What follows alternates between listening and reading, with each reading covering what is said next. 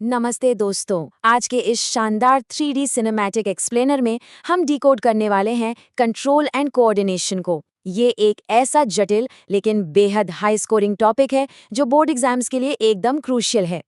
Text book की boring lines को भूल जाइए, क्योंकि अब नर्वस सिस्टम के हर एक कंसेप्ट को प्रैक्टिकली विजुलाइज करने का समय आ गया है। तो चलिए बिना किसी देरी के इस दिलचस्प सफर की शुरुआत करते हैं। जरा इमेजिन कीजिए, एक बहुत ही व्यस्त सड़क है और जेब्रा क्रॉसिंग के पास इंतजार हो रहा है।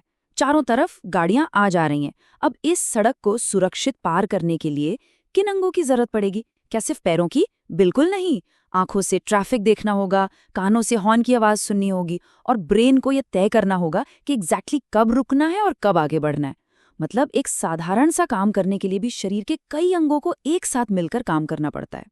और यही है हमारा आज का high yield road map, the coordination concept, mapping the nervous system, decoding stimuli and receptors, anatomy of a neuron, synapses and signal transfer, और आखिर में बोर्ड एग्जाम सक्सेस टिप्स। तो चलिए सबसे पहले सेक्शन की तरफ बढ़ते हैं, द कोऑर्डिनेशन कॉन्सेप्ट। आखिर इसका असल मतलब क्या है? कोऑर्डिनेशन का सीधा सा मतलब है जब शरीर के कई अंग एक साथ कम्युनिकेट करते हैं और किसी स्पेसिफिक एक्टिविटी को अंजाम देने के लिए मिलकर काम करते हैं। मान लीजिए रास्ते में 500 रुपए का नोट गिरा हुआ है। आंखें उसे देखती हैं, तुरंत ब्रेन को सिग्नल भेजती हैं। ब्रेन पैरों को रुकने का आदेश देता है और फिर इंसान नीचे झुककर उसे उठा लेता है। हमारा नर्वस सिस्टम और एंडोक्राइन सिस्टम बिल्कुल इसी तरह सिग्नल्स भेजकर हर एक मूवमेंट को मास्टरफुली ऑर्केस्ट्रेट करते हैं। अब आते हैं सेक्शन 2 पर, मैपिंग द नर्वस सिस्टम। इन सारे सिग्नल्स को कंट्रोल करने वाला मास्टर ग्रेड कैसा दिखता है? नर्वस सिस्टम को मुख्य रूप से 2 हिस्सों में बांटा गया है। पहला है सेंट्रल नर्वस सिस्टम यानी CNS, जिसमें ब्रेन और स्पाइनल कॉर्ड आते हैं। ये पूरी बॉडी का मेन कंट्रोल रूम है। दूसरा है पेरिफेरल नर्वस सिस्टम यानी PNS।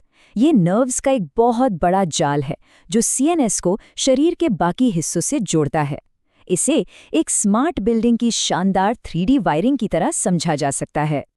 अब यहाँ पर एक बड़ा बोर्ड एग्जाम ट्रैप है जिसमें अक्सर स्टूडेंट्स फंस जाते हैं। स्पाइनल कॉर्ड और बैकबोन को एक ही समझने की गलती बिल्कुल मत कीजिएगा।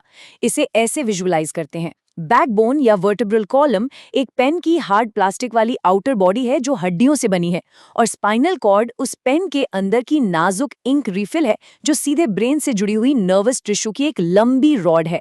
तो बैकबोन का काम उस नाजुक स्पाइनल कॉर्ड को बाहर से प्रोटेक्ट करना है। इसी तरह पेरिफेरल नर्व्स का जाल भी बहुत ही सिस्टमैटिक होता है। इसे तेजी से मेमोराइज करने की एक बहुत ही कमाल की ट्रिक है। जो नर्व्स सीधे ब्रेन से जुड़ती हैं उन्हें क्रेनियल नर्व्स कहते हैं, और ये 12 जोड़ों में होती हैं, ठीक वैसे ही जैसे साल में 12 महीने होते हैं। और जो स्पाइनल कॉर्ड से जुड़ती हैं वो 31 जोड़े स्पाइनल नर्व्स होती हैं, जैसे एक महीने में 31 दिन। एग्जाम में क्विक मार्क्स के लिए ये नंबर्स याद रखना बहुत जरूरी है। चलिए अब तीसरे सेक्शन की ओर चलते हैं, डिकोडिंग स्टिमुलाई एंड रिसेप्टर्स। इंसानी शरीर बाहरी दुनिया की चीजों को यानी स्टिमुलाई को आखिर डिटेक्ट कैसे करता है? इसके लिए ये high yield receptors cheat sheet बहुत काम की है।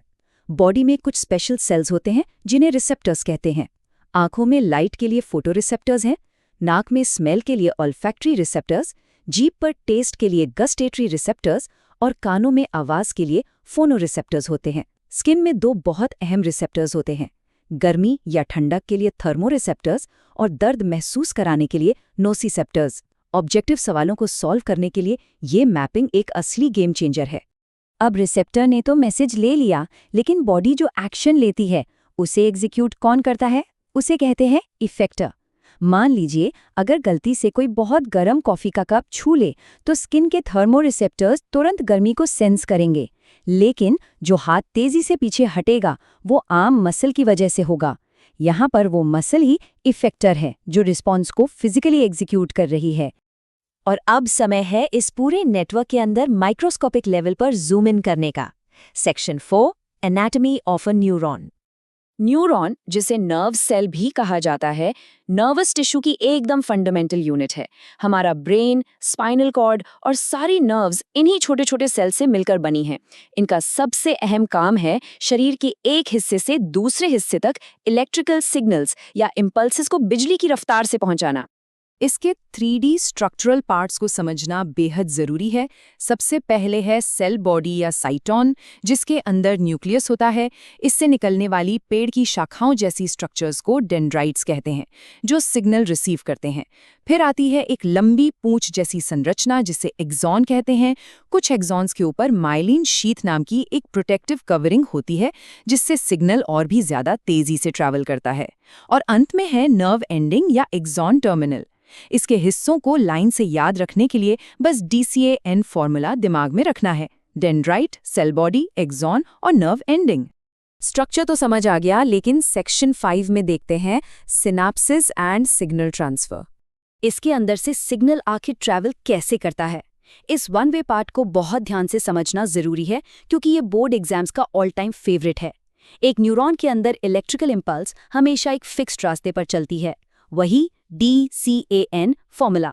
सबसे पहले सिग्नल डेंड्राइट को मिलता है, वहां से ये सेल बॉडी में जाता है, फिर एक्सॉन से होते हुए आखिर में नर्व एंडिंग तक पहुंचता है। ये पाथवे कभी भी किसी भी हालत में उल्टा नहीं चलता। अब यहाँ एक बहुत ही इंटरेस्टिंग फैक्ट आता है। शरीर में न्यूरॉन्स एक दूसरे से पूरी तरह चिपके हुए नहीं होते। दो न्यूरॉन्स के बीच में एक बहुत ही माइक्रोस्कोपिक खाली जगह होती है, जिसे सिनेप्स कहते हैं। अब सोचने वाली बात यह है कि एक इलेक्ट्रिकल स्पार्क इस खाली जगह को पार कैसे करेगा? यहीं पर बायोलॉजी का सबसे खूबसूरत ट्रांसफॉर्मेशन होता है।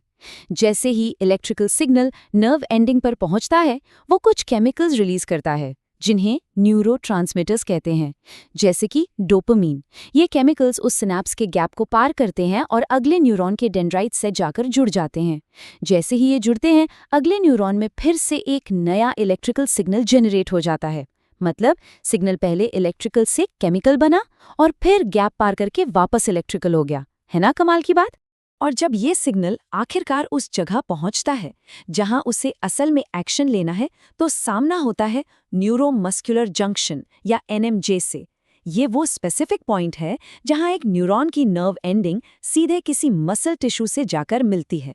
यहीं पर नर्वस सिस्टम इफेक्टर मसल्स को डायरेक्ट कमांड देता है कि भाई अब एक्शन का समय आ गया है। चलिए, अब बायोलॉजी के इन कॉन्सेप्ट से थोड़ा बाहर आते हैं और अपने आखिरी सेक्शन की तरफ बढ़ते हैं। 6 बोर्ड एग्जाम सक्सेस टिप्स।